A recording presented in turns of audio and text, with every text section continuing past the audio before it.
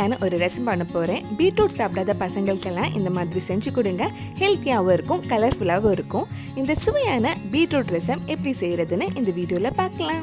First beetroot வேக வச்சு எடுத்துடலாம். நான் ஒரு பெரிய சைஸ் பீட்ரூட்டில் பாதி எடுத்திருக்கேன். அது சீக்கிரம் வேகிறதுக்காக சின்ன சின்னதாக கட் பண்ணி வேக வச்சு எடுக்கலாம். இதில் கொஞ்சம் மஞ்சள் பொடியும் தேவையான அளவு உப்பு தண்ணி ஊற்றி கொஞ்சம் நேரம் வேக வைக்கலாம். இது வேகிறதுக்குள்ள ரசத்துக்கு தேவையான மற்றதெல்லாம் மிக்சி ஜாரில் அரைச்சி எடுத்துடலாம்.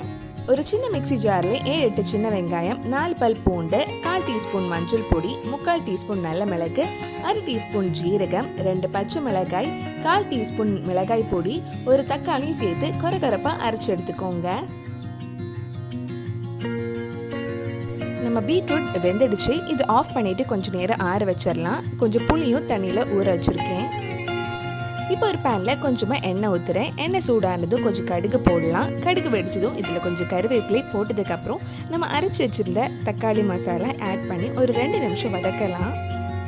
இதுக்கு முன்னாடி நம்ம சேனலில் நிறைய வெரைட்டி ஆஃப் ரசம் பண்ணியிருக்கேன். நீங்கள் இன்னும் அந்த வீடியோஸ் எல்லாம் பார்க்கலைன்னா அதோட லிங்க் கீழே டிஸ்கிரிப்ஷனில் இருக்குது. மறக்காமல் அந்த ரெசிபீஸும் போய் பாருங்கள். வதக்கும் போது இதில் கொஞ்சம் மல்லியலையும் ஆட் பண்ணிக்கோங்க. இப்போ நம்ம வேக வச்ச பீட்ரூட் ஆறிடுச்சு. அது ஒரு மிக்சி ஜாரில் போட்டு நல்லா ஸ்மூத் பேஸ்ட்டாக அரைச்சி எடுக்கலாம். தேவைப்பட்டால் கொஞ்சம் தண்ணி ஆட் பண்ணிக்கோங்க.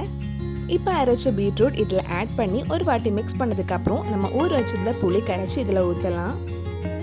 இது கூடவே ரசத்துக்கு தேவையான தண்ணி ஆட் பண்ணிக்கோங்க.